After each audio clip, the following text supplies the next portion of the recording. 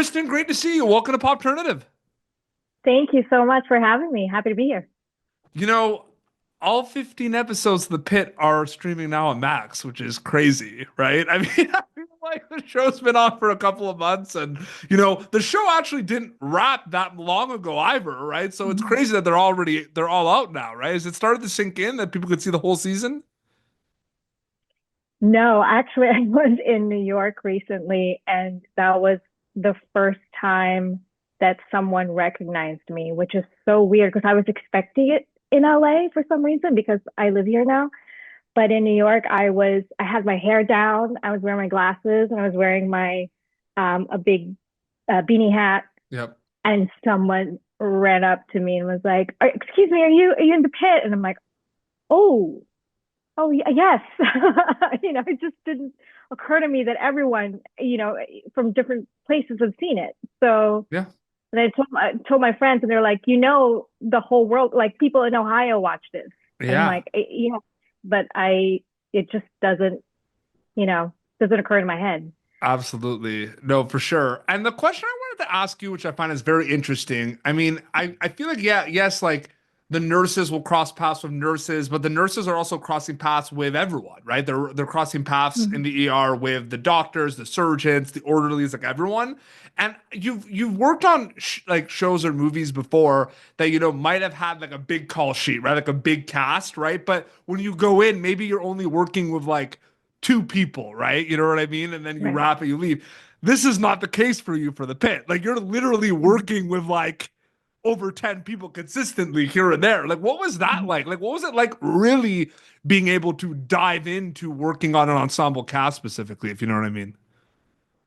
I think just spending a lot of time with them, even if their downtime of just waiting around, is really helpful for that ensemble building, like you said. So Yeah. it definitely helps with the chemistry, with the relationship, with, you know, not having to feel nervous Mhm. before a scene because they're your friends, Yep. outside. So it's very helpful. But even with us spending a lot of time together, there were still some characters that my character hasn't uh, worked with on the screen. In fact, I think it was around episode 13 when I realized, wait a minute, Princess has never said anything to Mateo, Yep. to Jalen, or wait, I have never worked with Dr. King. But then it eventually happened. Then maybe they heard me. Maybe they heard me asking that. But yeah, there Absolutely. were still some folks that I haven't been able to spend a lot of time with. Absolutely.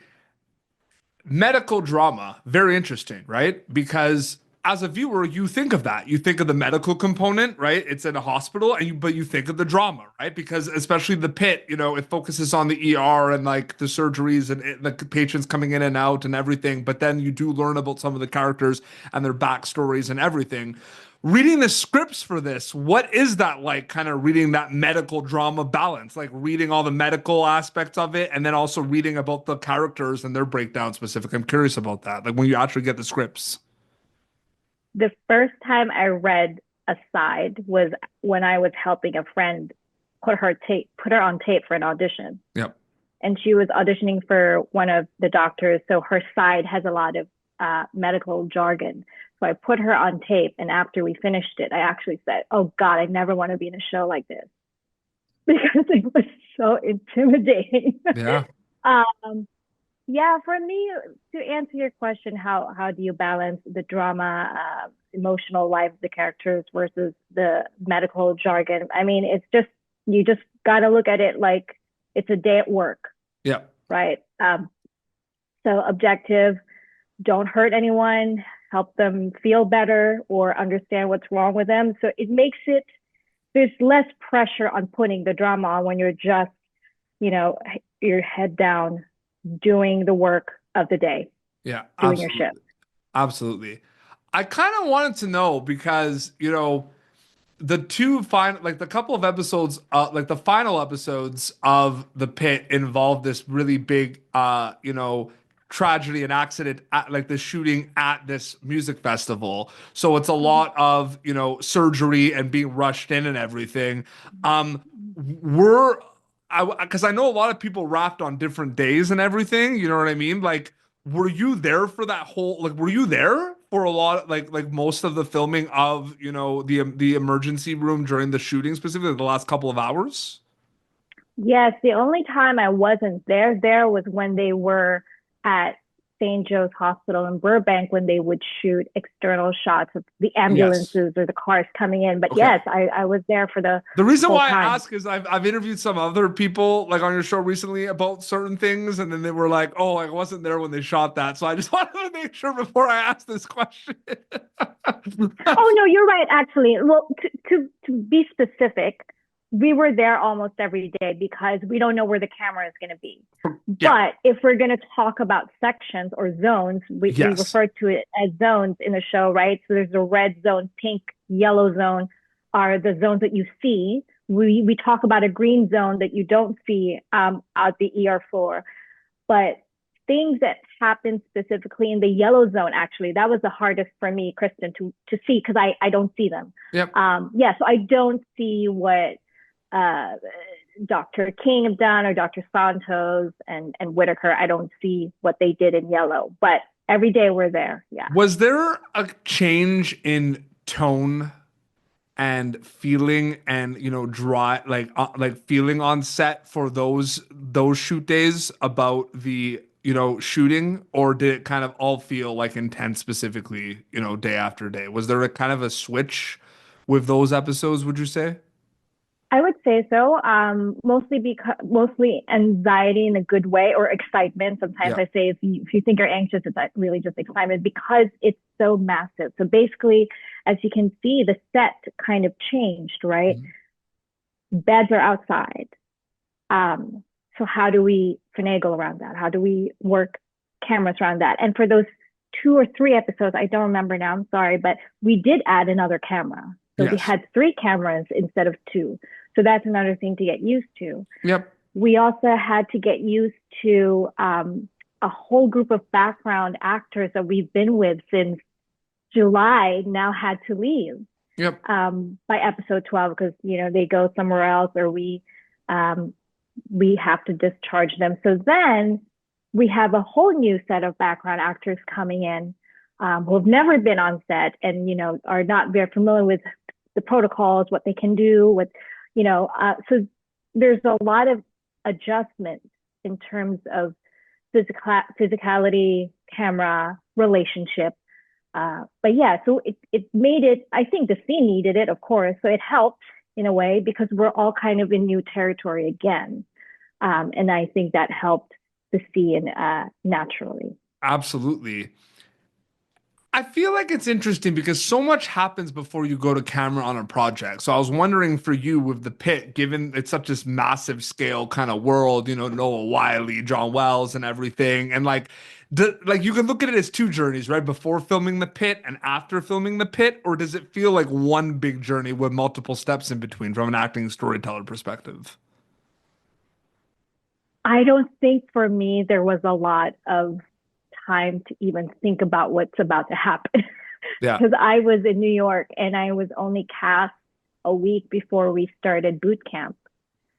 So a lot of the things that I were thinking about or going through were logistical, like finding a place to live in LA, quitting my day job, etc. So there was not a lot of time to think. And in a way, it's a blessing in disguise because then there's not a lot of time to be nervous. You're just thrown into the fire and figure it out. But everyone has been very warm and welcoming and very patient with teaching us. But yeah, there was just no time for me. What was that? Because there were a few. Were there things that you were like? Because obviously, when you read scripts, you focus on your character and your sides. You want to like focus on that, but then there's like certain big kind of monumental things that happen, right? So like that whole sequence with Dana was big. The whole Dr. Robby and Dr. Langdon with the big talk they have in episode 15. I was waiting the whole season for that because at some point they're going to talk about it. Do you think about those big scenes when you read it and be like, oh, these are going to be crazy when they film them type thing? Like, has that ever happened sometimes? Like, because we're I all think fans so. of Yes, you are television too, right? You know excited what I mean? for sure. Yeah. And I'm glad that you brought up that conversation or that fight really when that confrontation between Dr. Robby and Langdon at the lockers. Yeah. You know, when he I knew that I was going to walk into that, right? But as Princess, with me, Kristin also was just excited to see some really juicy acting happening. And Noah just broke my heart because me, as sometimes being very simplistic in my reading of things, you know, I was my assumption was is going to be a very heated conversation. You know, a lot of explosives and anger, and what he did, that I didn't expect. There was so much hurt happening. Yep. And he felt very betrayed. And that just broke my heart, because then also for me, as an audience, it dropped that, oh, these two are friends.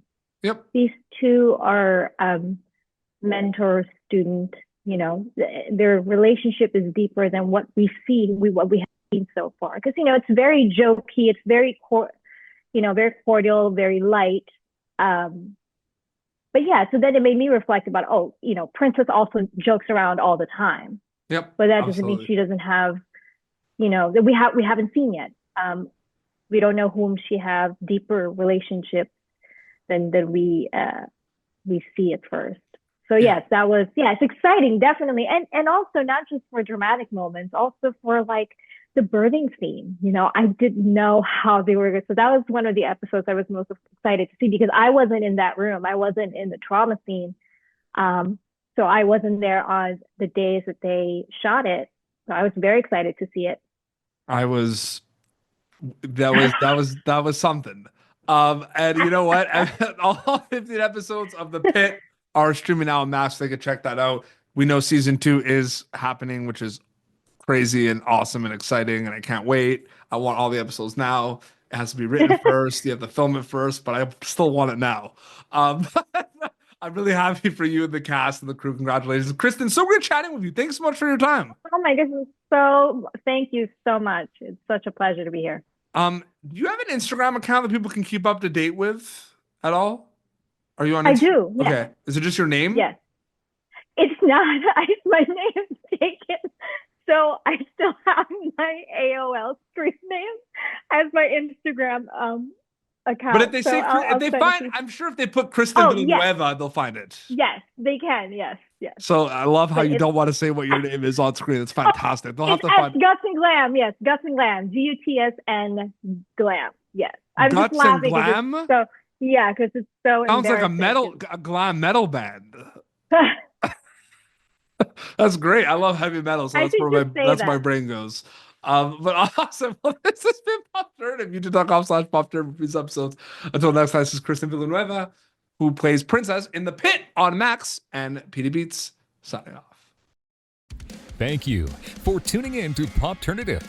Make sure to check out our past episodes of Pop Alternative on YouTube. This has been an Autograph Communications production.